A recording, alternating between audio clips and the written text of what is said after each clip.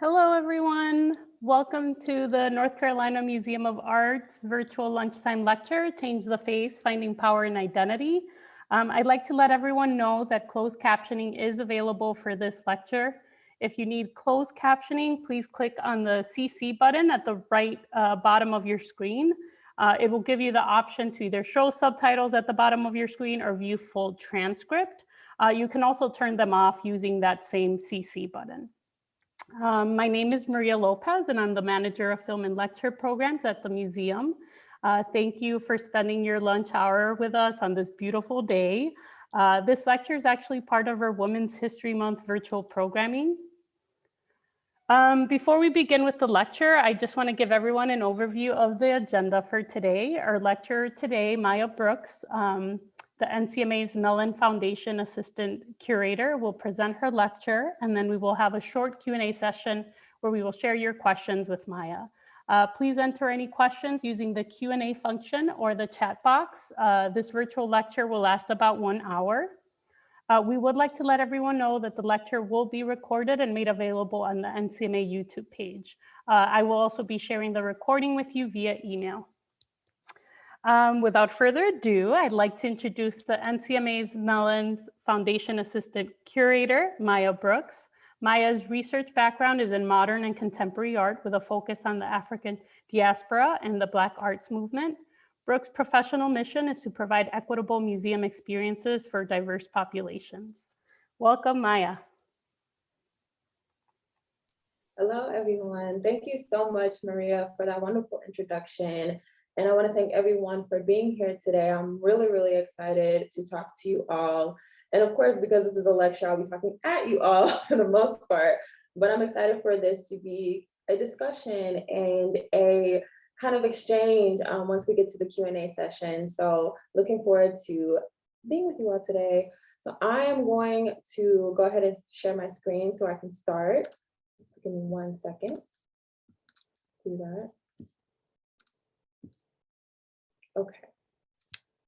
So, of course, I don't know about you all, but I am definitely a quotes person.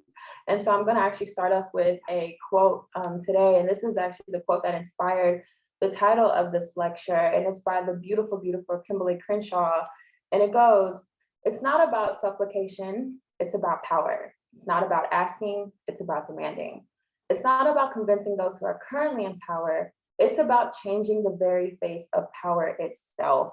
And I got this from a book called Do Better, Spiritual Activism for Fighting and Healing from White Supremacy by Rachel Ricketts. And this quote originally referred to racial justice and how we subvert oppressive systems. And part of that relates to our conversation today as we look at Black women's experiences and the limits enforced upon us and how we express our abilities, our strength, and our potential, right?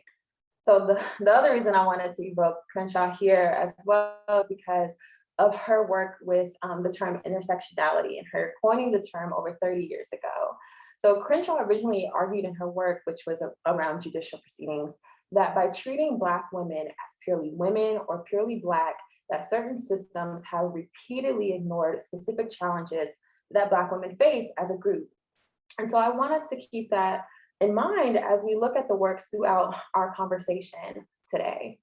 And so the main reason I talk about intersectionality and the way that Kimberly Crenshaw's work has just influenced me is that you cannot have one experience without the other as a Black woman. We are affected by both racial and gendered oppression at the same time. And so I want us to think about that and especially how it relates to our topic today of identity and power. So of course, I gotta answer why this topic. So because it's Women's History Month, I feel as if it matters to understand Black women's experiences specifically as we think about women's history in this country. We make up a large part of grassroots efforts for inclusion, diversity, and overall progress in this nation. However, our labor and our stories are often shut out from the historical narrative as well as the art historical canon. And especially specifically with American art history and even Black art history, which is what I study, we're often marginalized from our own movements based on gender discrimination. So there's these layers of experiences for Black women. The other reason that I wanted to talk about this today was because I feel like in the time we're living in, we're witnessing a rise in this idea of symbolic Black women power figures, socially and politically. So I was thinking about like our Vice President, Kamala Harris. I was even thinking about other socio-political powerful people like Stacey Abrams from my home state of Georgia, and this idea of the celebrity of Black women's socio-political power and influence in the nation. And I don't use these women for no reason or like to downplay their contributions to American history or sociopolitics, but I use them as examples to show that there is a public recognition of what power can or should look like for Black women. And we have to talk about those popular ideas to deconstruct them and form new ideas of what power looks like across our community.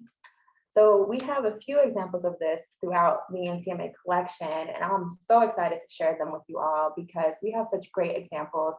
Today I chose 3 just for brevity's sake for time, but there are several others. And so the ones we're gonna cover are actually by Kehinde Wylie, so Judith and Halifarinaes. We're also gonna talk about Simone Lee, Corrugated, which is actually a new acquisition at the museum. And then the last one we're gonna talk about is Beverly Mckeever's Reminiscing.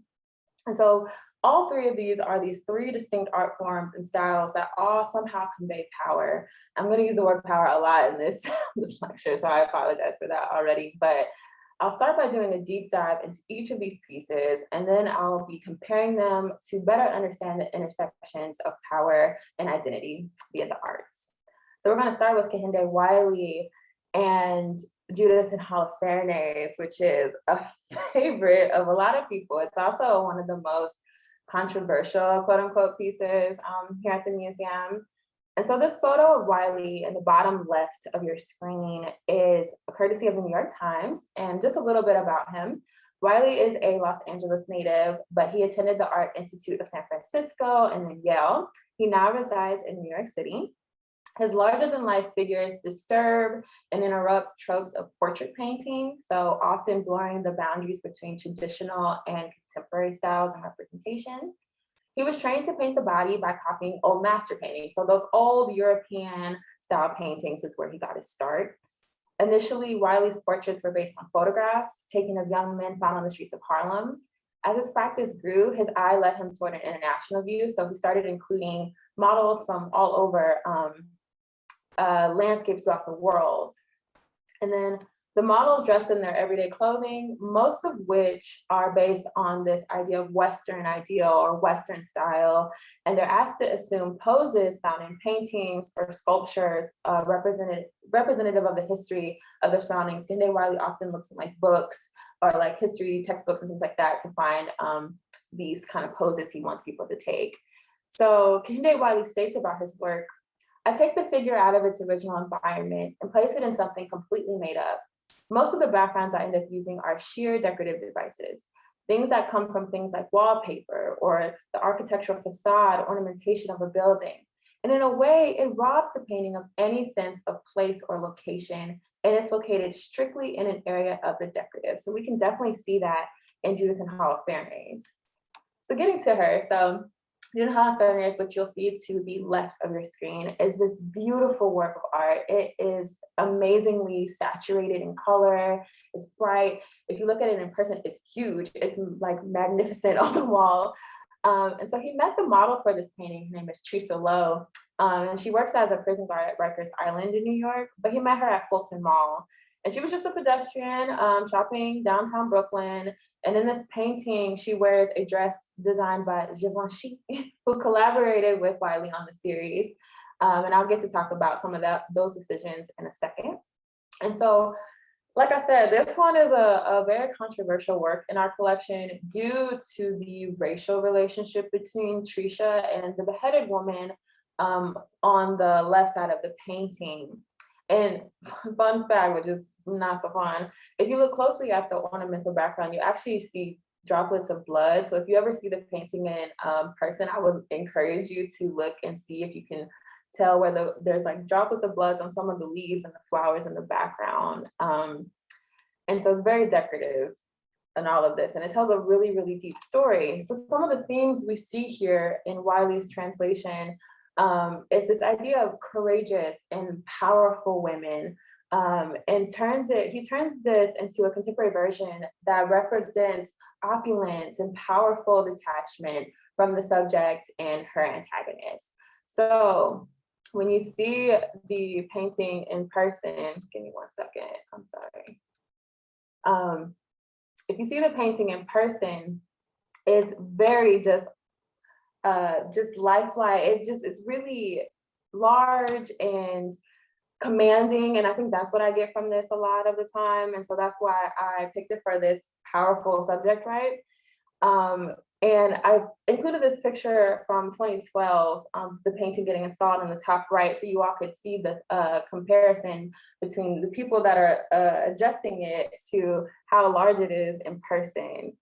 And so Wylie paints these women to consider the depictions of gender and the way it's featured in art, and the way we're featured in art historically. So for this body of work, he focused on women, and he looks at 18th and 19th century society portraits for inspiration. And this is because it was a common practice for nobility to commission certain clothing and certain styling for their portraitures. And so that's the connection between Givenchy, the fashion house, and this project. And so he's revamping it for a 21st century audience. And so I look at the fashion choice, right, as another power symbol because of the material of the fabric, the flow, and then just the overall richness of the gown and the depiction of Trisha's body and Trisha's styling and the hair, everything. So moving on to the inspiration for this piece. So this piece was actually a reference to Giovanni Baglioni's Judith and Holofernes. So I would like us to pay close attention to the composition here, right? There's this strong arm that comes across the picture and the foreground of the picture, and the open leg stance. So there are these elements that we can see how Wylie is translating power through the body, through the form, the coiffed hair, and the styling elements that I talked about. So there's this layered depiction of power here. So the story of Judas and Holofernes is actually popular among 17th century Italian artists. So the story comes from the Bible. In the story, a Jewish town is under attack by the Assyrian army led by the general Holofernes. Judith, a widow from the town, goes to Holofernes under the guise of helping him to defeat the Jewish population. After he falls asleep because he's been drinking wine, he's been up, he's been entertaining, she cuts off his head with his sword and the town defeats the army. So the underlying part of the story that a lot of people pull from is that Judith can destroy a hostile, more powerful entity with his own desire for her. She's the underdog in this story, defeating the giant. And so it's been painted many times to the point where it's become an artistic theme. And since the Renaissance, Judith has been depicted as a saintly heroine, an erotic femme fatale. Portrayals have ranged from violent to sexual to triumphant, and sometimes she's even been painted in the nude here. We have Giovanni's example of that. And it's this expression of the power of women theme in Northern Renaissance. And it's become politicized, symbolizing a strong but small population and their ability to overcome a tyrant. And Wylie actually has painted two different versions of the story. And so we have one version of the story, but he has another. And so my personal thoughts on this, right? So I think this is the most familiar perception of power out of the group of our images today. And I wonder if you all relate to that. And I'm excited to get to the discussion portion to see your thoughts on this piece, because for me, it's like harsh, unforgiving, cold, like I said, detached. And the racial relationship here portrays the symbolic threat, right? So what Wylie is doing here is creating a social commentary. And it's a commentary on the consumption of Black culture and who Black women are in this nation, the oppressed fighting their oppressor in this sense. And by recasting Judith as a Black woman and Holofernes as a white woman, Wylie turns this into a story about structural violence. And so we have to read it that way. And I think that's where like the controversy, like I keep mentioning, comes up, is because people are not reading it as structural violence, they're reading it as personal violence. And we have to recognize the history here. So white women have played a large part in oppressing Black women throughout American history. And there are these different moments of history we can look to in terms of the institution of slavery, women's suffrage movement, the feminist movement, and how women are perpetuating structural and even sometimes interpersonal violence against Black women. And so you have these narratives coming forth now and showing how white women are also actors, agents of white supremacy in this nation.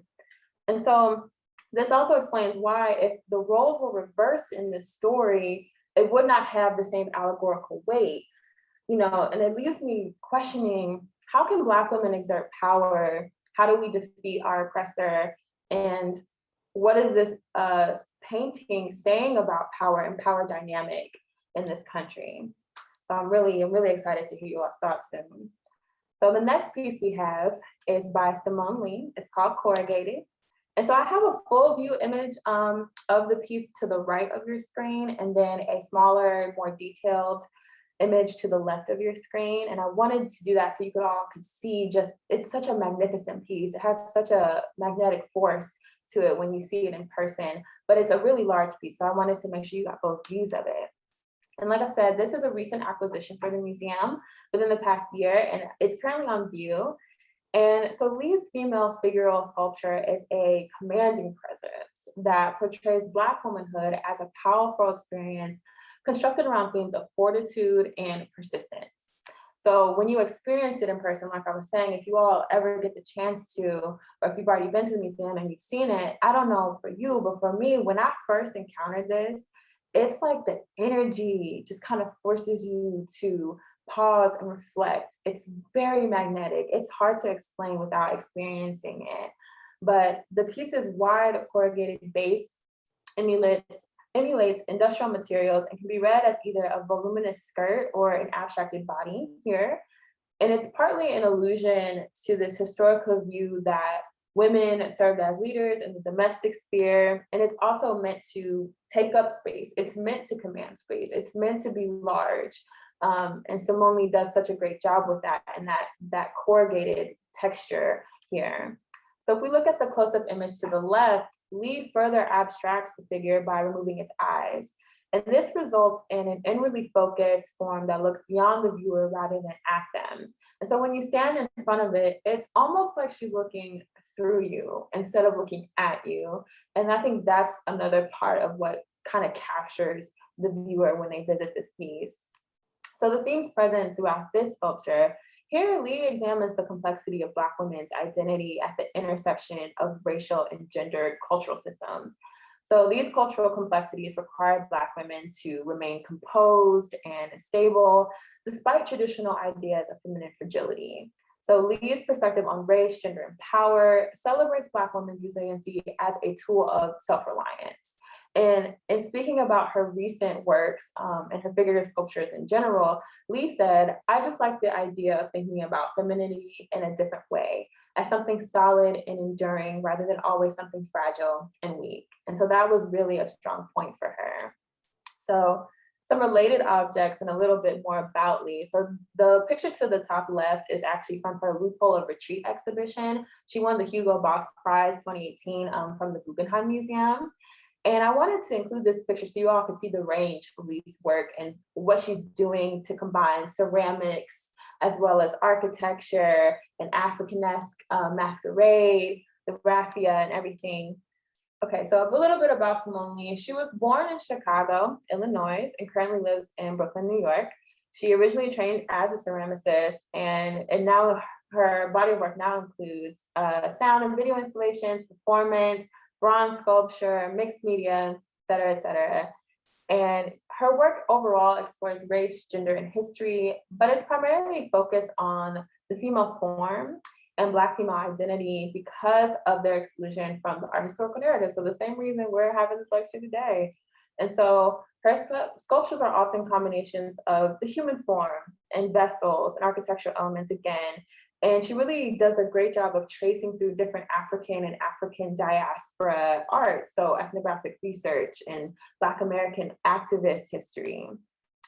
Depicted without eyes, her female portraits refuse to acknowledge the traditional art historical gaze forced upon female subjects. For Lee, removing the eyes is also a way of abstracting the face and keeping her subjects anonymous. So that's another part of why she does this. And so this picture to the right of your screen is a photograph of Lee. So you can all see her. She's so beautiful to me. So some of my personal thoughts on this piece and Lee's larger works are this idea of a serene and stable expression of power. And they represent an internalized power that kind of contradicts popular assumptions that power is inherently external, right? Like we always think of power, I tend to think of power as force on other people or taken out systemically. And here her work serves as a proxy for Black women's individual and collective power and experiences. So for Black women as individuals, we are compelled to balance everything in our lives, but also as a collective, we are tasked with uplifting everyone and performing a lot of unacknowledged labor in all aspects. So at work, at home, and in our relationships, we are asked to be these powerful central figures without a true recognition of the work that we are doing. And so I wanted to include a little bit of an aside about this piece because I actually had to write the label. So the interpretation you see in the museum is actually my writing. And I was nervous when I wrote it. I'm not gonna lie to you, I was really nervous because I was afraid that I would be perpetuating the strong Black woman trope in my writing. I was kind of debating if I wanted to do that when I was writing the label. And I sat with it for such a long time because I had this internalized negative feeling that even though we like to say that there is this strong Black woman trope, right? Like it can be demeaning and used as a way to ignore Black women's struggle. So I really, really was like, I don't know. So I looked up all the synonyms I could for the word strong and I tried to incorporate them into the label because it just wasn't working. But then the longer I sat with that and, looking at it now, I realized my problem with that trope was that it really never explains why Black women must be strong or where our strength culminates from. It comes from our stability, our self-reliance, our self-assurance, as Lee is suggesting through her work. And I just wanted to add that for you all to think about too, because I was so conflicted and it took me like a long while to kind of dig deep and figure out my problem with the strong Black woman idea. And I definitely want to hear you all's thoughts about that. So moving on to our next piece, we're going to discuss Beverly Mckeever, who's actually one of my favorite artists at the Ncma. So we acquired this work in 2005, and this is a self-portrait that was painted at a time when Mckeever was striving to come to terms with her mother's death, which also led to her guardianship over her mentally disabled sister, Renee. So she paints herself here in a triptych, 3 different expressions of the same grief. It's a very thoughtful and reserved depiction of the artist, and this painting, along with a few others, actually marked a transition in Mckeever's self-portraits where she started using masquerade less in her work. Here you can see her uncovered face, her real hair kind of pokes out from what's a red wig at the top of her head.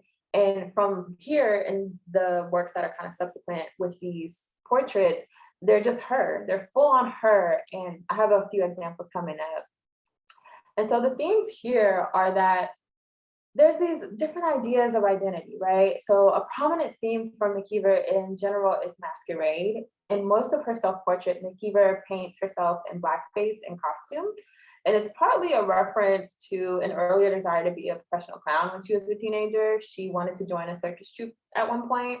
And to many, it may sound contradictory, but Mckeever found masquerade freeing because it allowed her to transform into a new being. No one cared about her circumstances. No one cared about, who she was underneath the mask because they were too focused on being entertained. And so Mckeever uses her work to express a concern over self-discovery as a caretaker for her sister, and then again, on an individual level, right? So she also explains her identity as a Black woman who witnessed economic and racial oppression growing up at the epicenter of the civil rights movement in Greensboro, North Carolina. So thought that was a bit interesting about her history and why she chose to do blackface in particular instead of like regular clown makeup or, you know, whiteface. So looking at some other objects, and of course Mckeever, who, like I said, is so beautiful and is one of my favorite artists. She was born in Greensboro, North Carolina, and has work featured in numerous galleries across the state. She often paints self-portraits, but other works include her family, which she views as an act of love and care. So you can kind of see some of the portraits behind her in this picture to the left. Her work often evokes a sense of self-belonging, as well as community and kinship. So those are the big themes running throughout her work. And they're colorful and expressive with broad paint strokes and layers of just dimension in her work. Mckeever speaks very candidly about her mental health journey, and it's reflected throughout her art. And so I think that's why I also connect with her so much. It's this candidness, this openness, this willingness to kind of expose yourself to your audience. So one of my favorite pieces is actually the one to the right on your screen, which is Truly Grateful, which is also a part of our collection. And so again, I always appreciated Beverly's work because of how she focuses on expression, how she focuses on the face in her portraiture.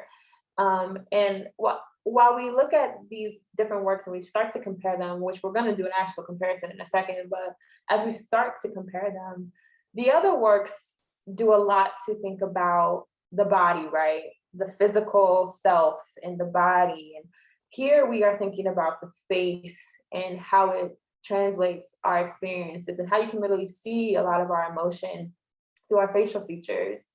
And so I felt like her artwork was this visual catharsis, this honest and authentic approach to how we tell our stories, and the color she chooses also. It's always this rich colored background for her, and I love it.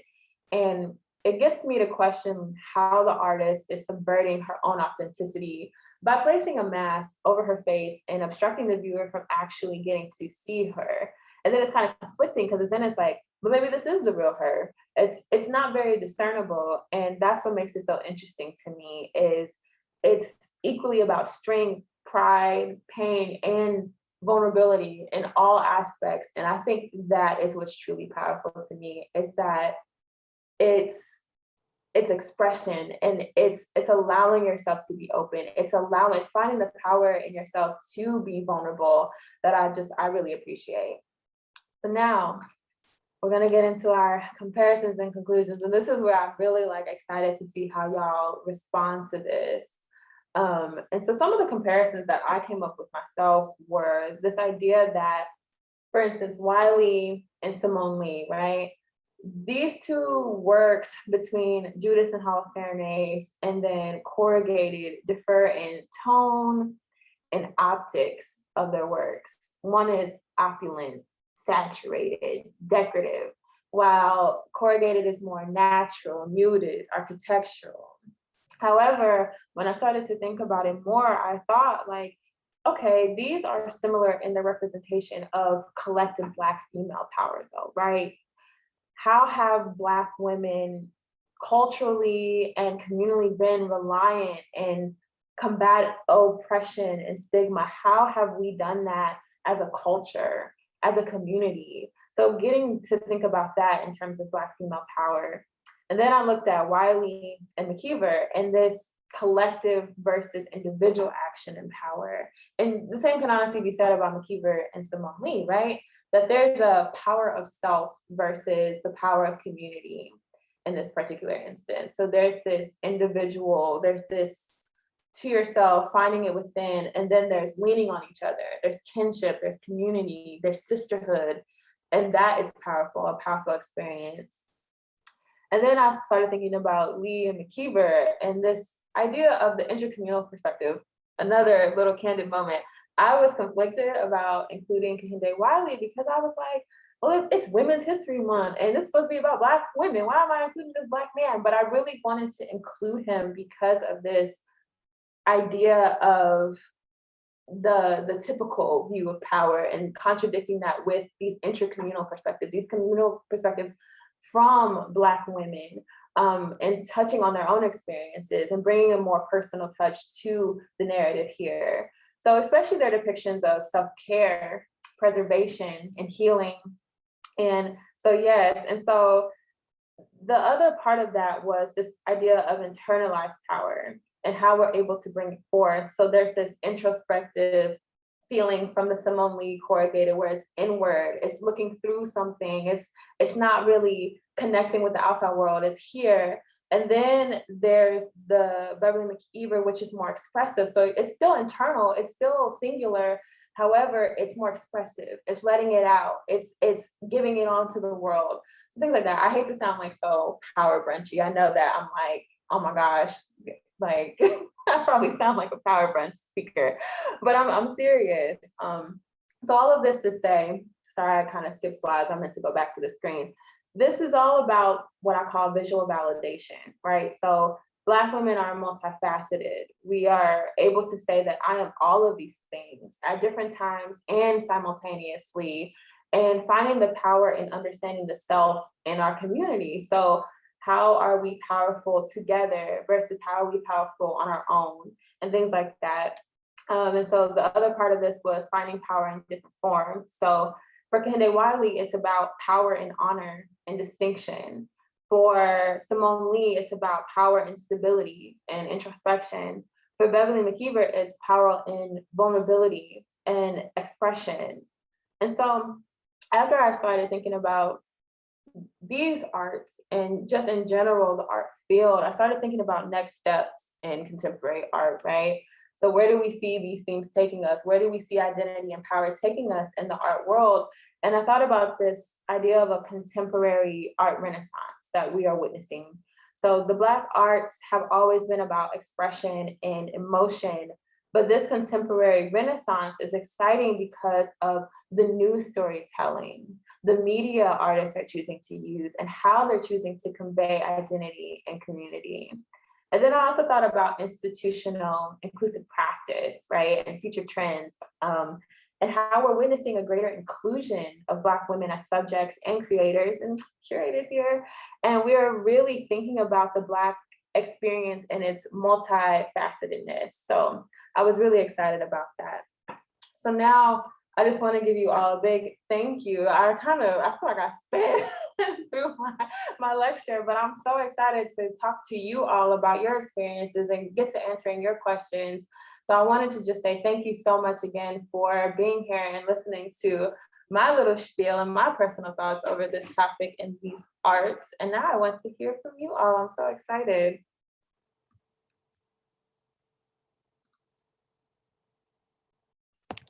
Thank you so much, Maya. That was fantastic and so fascinating. And I think given the context and given, you know, the themes that you have brought up, I'm giving people the option to read out loud, to read their comment or question out loud instead of me just reading it. If you're shy, I can, you know, read the question for you. But I have Katrina here who says she wants to read out loud. So I will allow her to comment. Give me 1 second.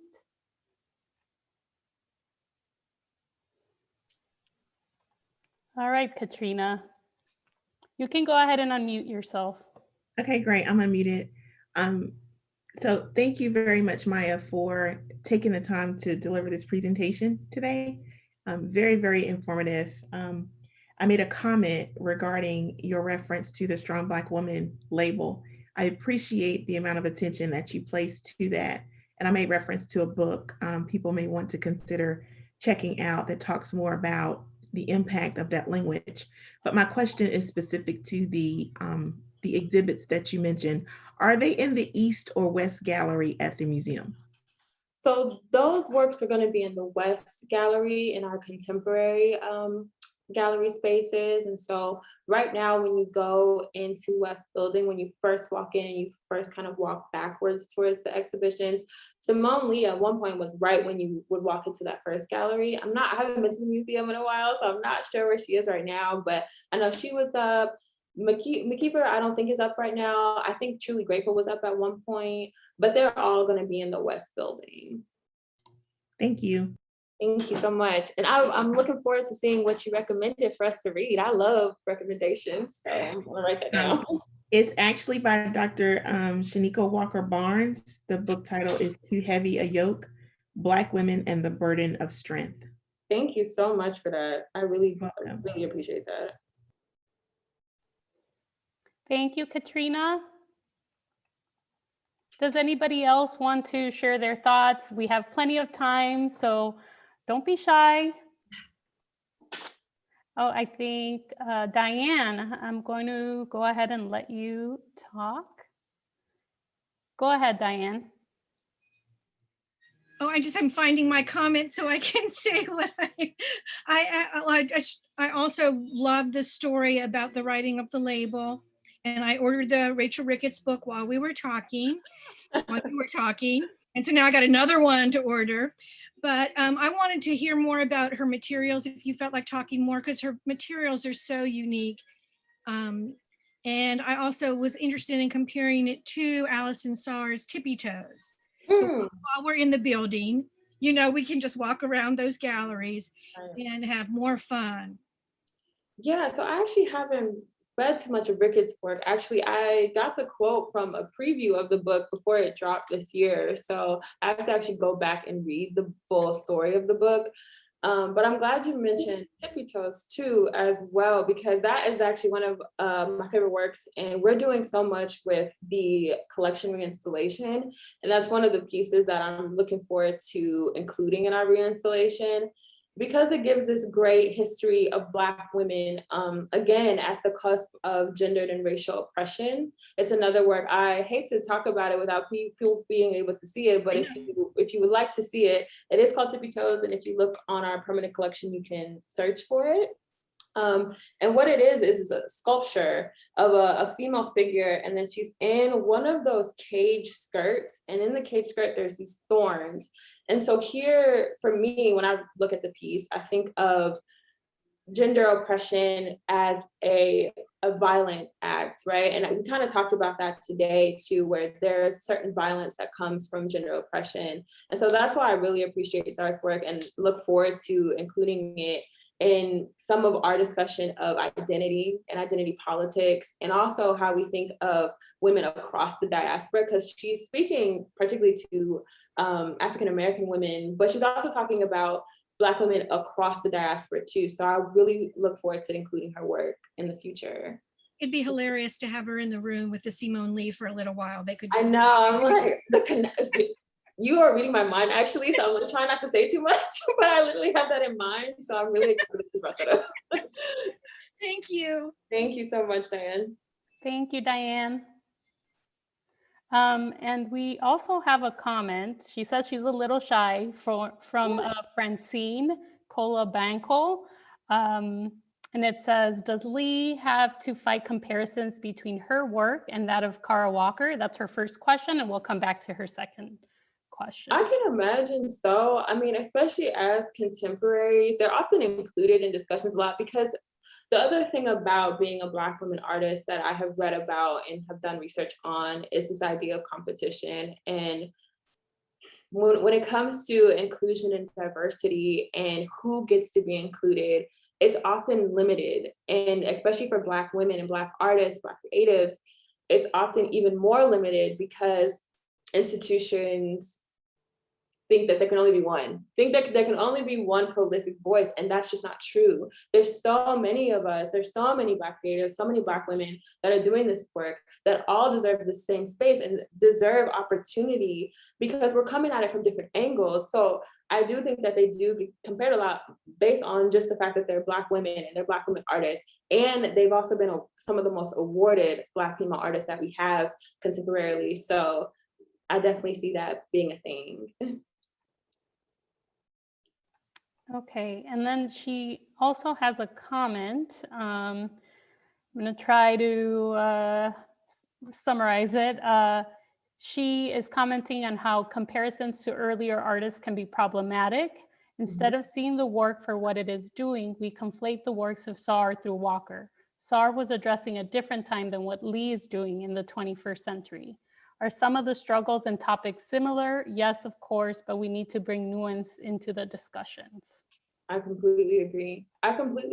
And that's when I was thinking about this topic too, I was thinking about if I was being too broad and what I meant by power, especially because I was thinking about how we have, again, when I said at the beginning of the discussion that I was thinking about socio-political power and how we have these celebrity or these symbols of Black female power in our political spheres now. We have a Black woman vice president, and we have Black socio-political actors and agents who are getting some of the recognition that our past Black activists have not been getting. And so what that looks like and what that feels like is going to be different, and how artists respond to that is going to be different than in the past. And so I definitely agree with that comment that it's kind of hard to compare when someone's responding to their time period, but we kind of lump them in this one view of what Black art is or what contemporary art is. So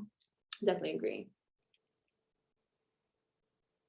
Okay, and then she also just had something else to add regarding the hoop skirt, reminding her of the Gulli culture, and also Renee Cox in terms of how the body's standing. And I'm assuming she's referring to the Simone Lee. Mm-hmm. So she just made that comment as well. Thank you for shouting out Gulli. I'm actually half, my mama is from South Carolina. So. Okay, and we have, let's see. So Ellen Blair made this comment and has a couple of questions. I love the Wylie work and have used it on tours at Ncma. Haven't yet been confronted by an audience that say this is racist because she holds, the head she holds is white, but other docents have been challenged. The head is that of a Wylie studio assistant, yes. So she gave her consent for her portrait here. How would you deal with this racist charge? It's an individual viewer perspective, right? Or did Wylie intend to spark this controversy? Yeah, so going back to our discussion, so Wylie used it as a social commentary to think about consumption, and cultural consumption is what I'm talking about here. So how Black women's culture is being consumed, and that's often by white audiences here in the United States. And I mean, globally too, but particularly in the United States. And so this contention, I think what it does more is it sets up this kind of opposition between Black and white, but because people read it often, like I said, as interpersonal violence, or that this woman is literally cutting the head off a white woman, instead of looking at it as subverting structural violence, that's where we get these problems, or these kind of conversations around if it's meant to be racist or reverse racist, or it's not. It's more than that. It's deeper than that. It's a social commentary. It's the same reason why you can't switch the two. You can't make Judith, in this case, a white woman. You can't change the main character to a white woman and the beheaded person a Black woman, because that's not the same story. Because if you look at history, white women have been oppressive to Black women and have been interpersonally violent against Black women in particular. So that sets a completely different story than Black women doing it in this way. So I think that's where a lot of the conflict comes from, is this idea that this is supposed to be a literal interpretation. It's not. It's really not.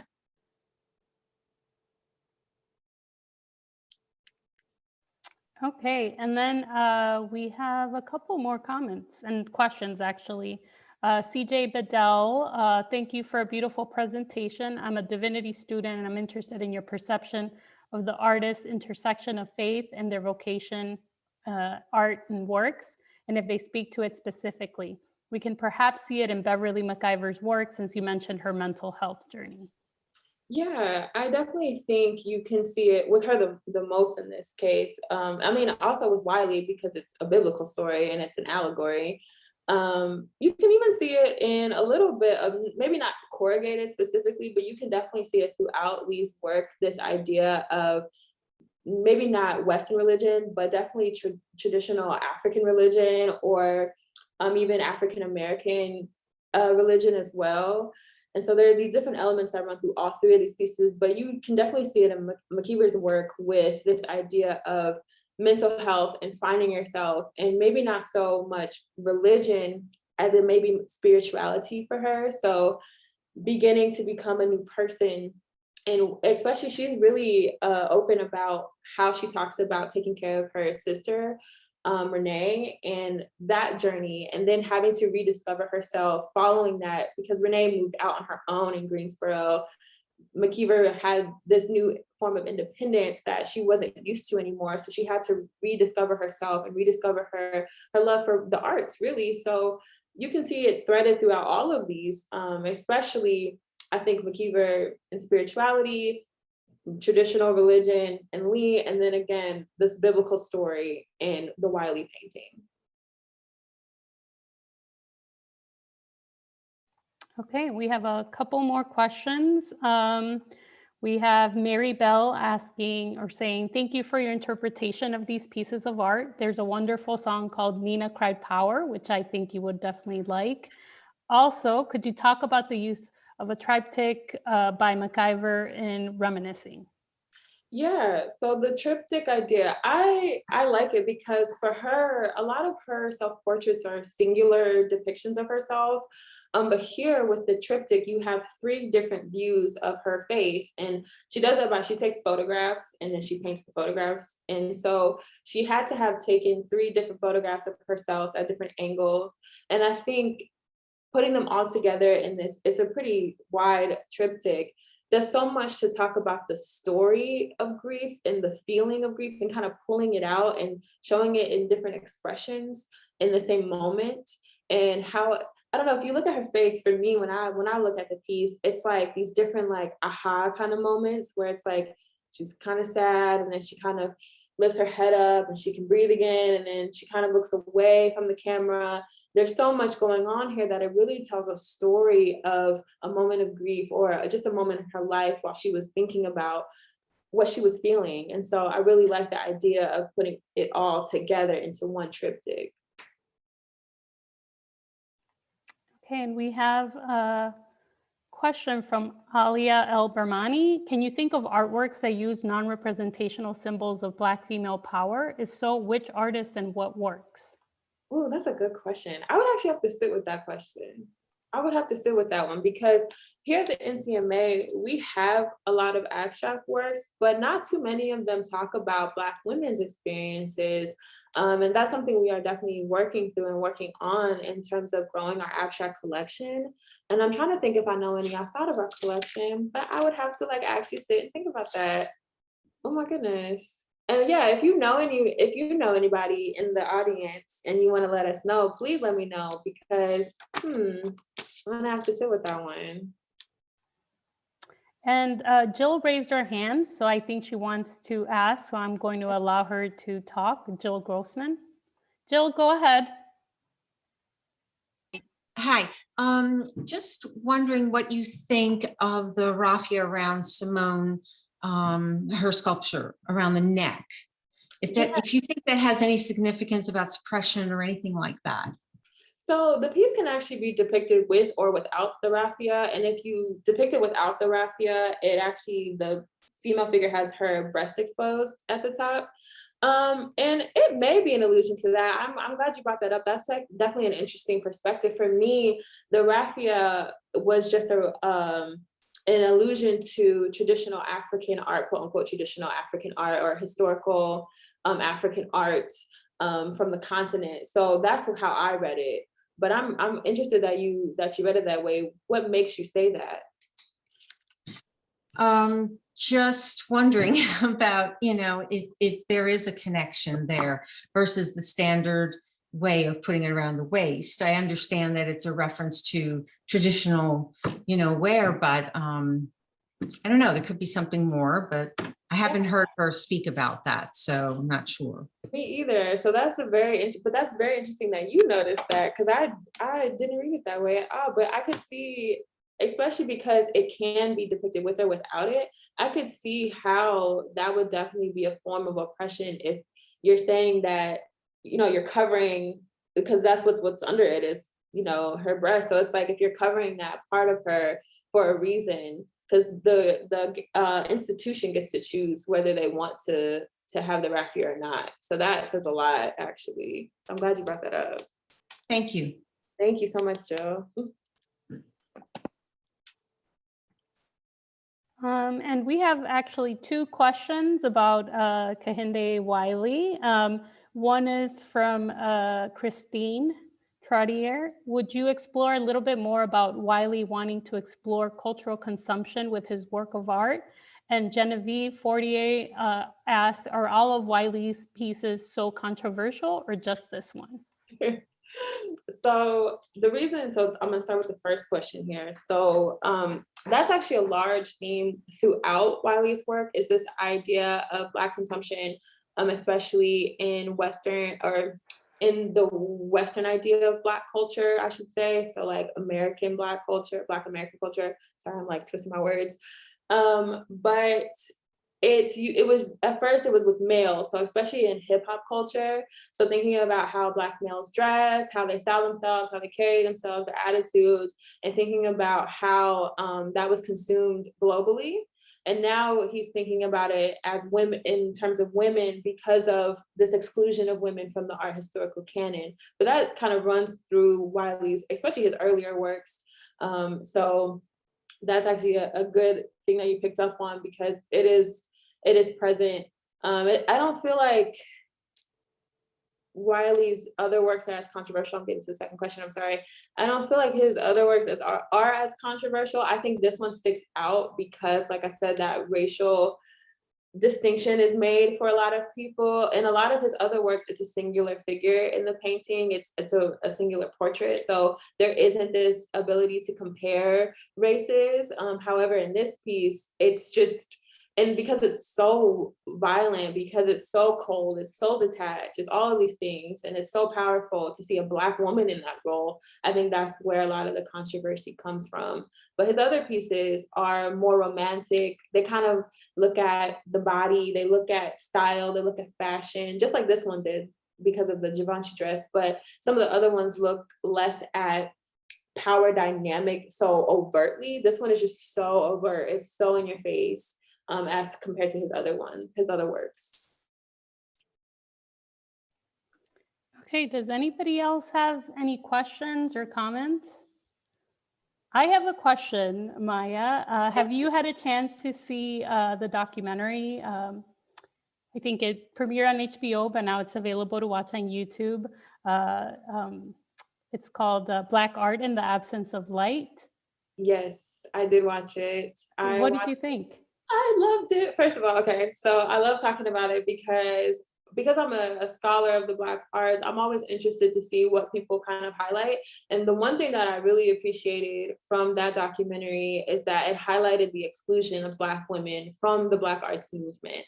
Because that was something I picked up on in my research, was that where are the Black women artists? Like, we don't see them in these, like, especially in those art groups that kind of formed in the 60s and 70s and so on. Like Spiral was featured in the documentary. Spiral was mainly men. It was like 4 men and 1 woman. And so it was like, how is that possible when there were so many Black women artists and so many Black women creatives? And I love that Faith Ringgold told her story and her exclusion and how she approached the group and was denied access. And so telling that history. And then I also appreciated some of the works throughout the film, because I was like, oh, we have those here at the Ncma. Like, oh my gosh, we have that artist. Like, we have an Amy Sherrill, we have a Kehinde Wylie, like, oh my, we have a William Artiste. Like, we have all of these people that are popping up throughout this show. And I was just so like enamored with that. So it was very exciting to see it. Did you see it yourself, Maria? Yes, I loved it and I learned so much. I don't have so much of an art history background, but I think this was a wonderful, engaging documentary. Yeah, I'm definitely planning on rewatching it just because, and as I was watching it, I was jotting down all the names of the artists and then going on Google and like reading more about them and looking up their works. And yeah, it's fantastic. I just posted the YouTube link in the chat. I encourage you all to check it out if you have time. We did just get another question from Abigail Woody. Who is an artist that you feel inspired by and why? Ooh, thank you so much for this question. I don't think I get to talk about this much. But I was actually, so the reason I started studying art, someone that greatly inspired me to study art, her name was Annie Green. And she was an artist from Georgia, which is my home state. And at the High Museum in downtown Atlanta, we used to go on field trips all the time. It's like the big art museum in town. So everybody used to go there. And they had this Annie Green display. And if you've ever seen her work, or if you Google her now, you'll see that her work is made of yarn. And it's very detail oriented. And it's these scenes from African-American life made of yarn. And I was just like, oh my gosh, like this is so cool. Like, how did she think to do this? Who like just thinks to pick up a piece of yarn and make an earring or like someone's face? Like, how do you do this? I was like a little kid at the time. So of course I was like super in awe, but I loved her so much. And so that's actually what got me interested in art. And then as I grew up, certain things started popping out to me more, like certain mediums. So I really love photography. Some of my favorite artists are Carrie McWeens, Roy DeCarava, Gordon Parks, but then I also like Barclay L. Hendricks is like my favorite painter of all time. I love Barclay. I love I love Carl Walker. I love so many people. And so that's what really inspired me though, was the Annie Green first in my home state. So thank you for that question. That was I literally do not get asked that, surprisingly. And Diane just wants to know if you could say a little bit more about the hoop skirt in Lee's piece and Gulli Culture. Yeah, so Gulli Culture is based on this, it's like a conglomerate of traditional African culture, and then these kind of new traditions formed in African American culture.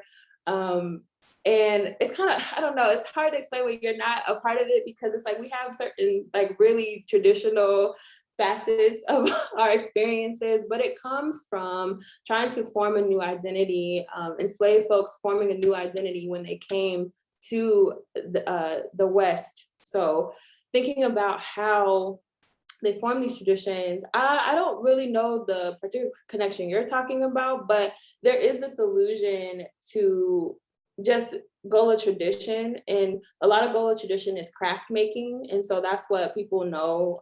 If you like kind of have a gist of Gullah culture, you're probably familiar with like straw baskets, or they use seagrass to make these baskets. So things like that come to mind. And like when we have like Gullah festivals, my mother is from this small town in South Carolina, right outside Georgetown. They have this like festival where they do things like that, and they have like this big craft day, and they speak Geechee to each other and things like that. So a lot of that is just this conglomerate of tradition, kind of like you have like Creole or like Cajun identity in New Orleans and Louisiana. It's kind of like that, but on the coast of the Atlantic. So. Okay, she just added, it was in connection with tippy toes. I can see the basket weaving in the hoop skirt. Yeah, I was gonna say it probably is the basket weaving. That's like what most people think. Like if you've ever been to Charleston and the little kids come up to you with like the straw, the seagrass roses and stuff, that's a part of Geechee Gullah culture. So. Okay, and we just got one more question from Adrienne Garnett. Has there been any current research on the expression of children interacting with adults in the context of evolving gender, racial, cultural interfaces? That's an interesting question.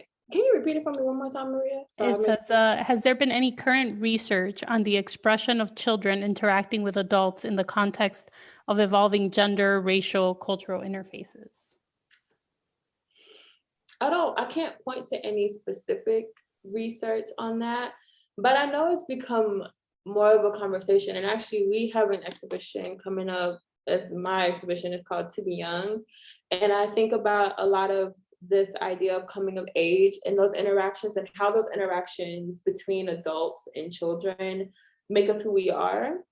So I would love to know if there's more of a connection there. Like, I wonder, most people, or at least most historians I've read in terms of the Black experience, have looked at kinship. For instance, I'm thinking about Carol Stacks in All Our Kin here in particular, but I'm thinking about how she talked about kinship and kinship networks, where it was more like children took over child rearing or child care for their parents, and those kind of interactions in terms of responsibility and things like that versus like loving and nurturing relationships or things like that. Another person to look at, I can say this, Bell Hooks is another great voice on the relationship between children and adults and how that forms our love and how we establish love in our lives and things like that. So those are the only two I can really think of as Carol Stacks and Bell Hooks that I personally read, but I'm interested to see if anyone else can chime in or has anything to add to it.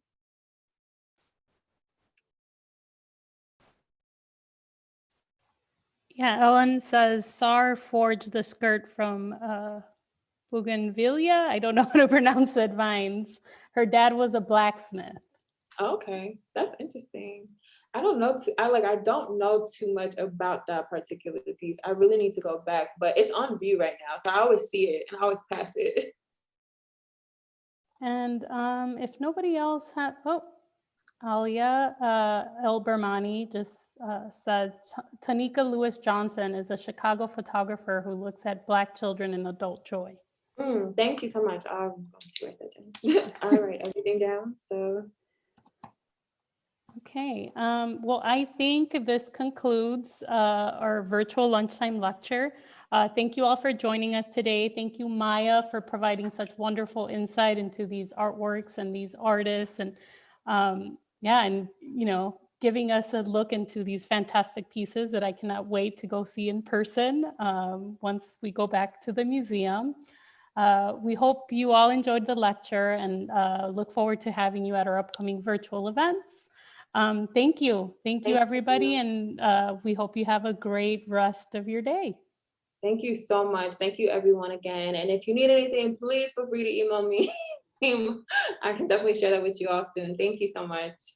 Do you want to drop your email in the chat, Maya? I will. Oh, sorry, I have to fix my keyboard from where it was.